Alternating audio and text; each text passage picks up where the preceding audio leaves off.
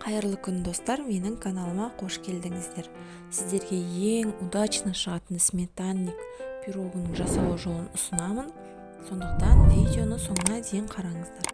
Бұл пирогтың бір ерекшелігі ортасы жұмсақ болып тұрмайды, өз формасын жақсы ұстайды. Сондықтан ауызашарға жақындарыңызға жасап беріңіздер, өте мол алғысқа қаласыздар.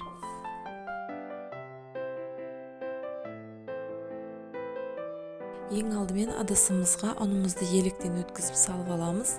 Үстіне шекерімізді, разрыхлителімізді салып, жақсылап араластырамыз. Ендігі кезекте майдалап туралған сары майымызды салып, крошка жасап аламыз.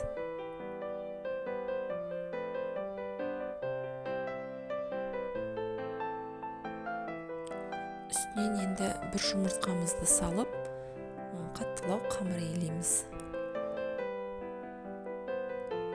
Қатты емес, орташа болып шығады қамырымыз.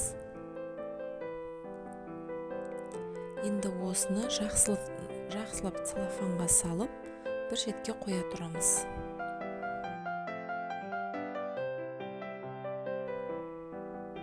Енді салмасын жасауға кірісек, 20% қаймағымызды алып, ыдысымызға салып аламыз.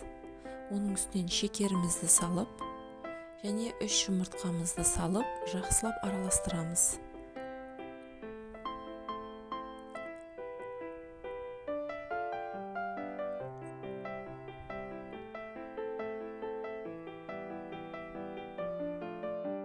Және міндетті түрде кукурузный крахмал салыңыздар.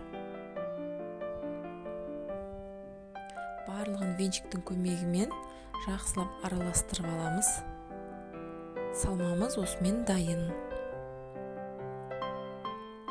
Және достар, барлық мөлшерді описание бөліміне жазып қоямын. Сол мөлшермен тура солай таразыға салып, сол мөлшермен жасасаңыздар, өте керемет шығады. Видеода көрініп тұрғандай етіп, жақсылап формамызды дайындап аламыз. Енді бағанағы тестамызды астына жақсылап орналастырамыз, шет-шеттерін шығарып.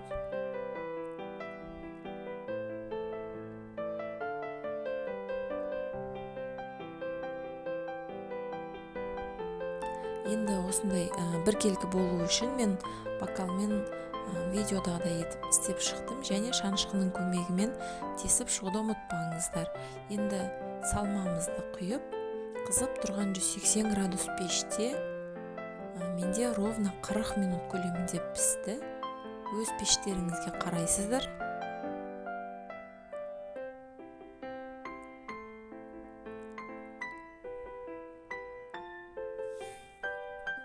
Және достар, бұл пирогтың піскеннен соң ұзақ күтудің керегі жоқ. Сәл ғана суыса болды, кесіп жей бересіздер.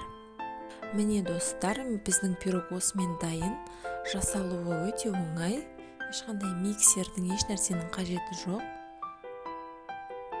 Жақындарыңызға жасап беріп, қуантуды ұмытпаңыздар. Және келесіде бұдан да керемет рецепттерді жіберіп алмас үшін менің каналыма жазылып қойыңыздар.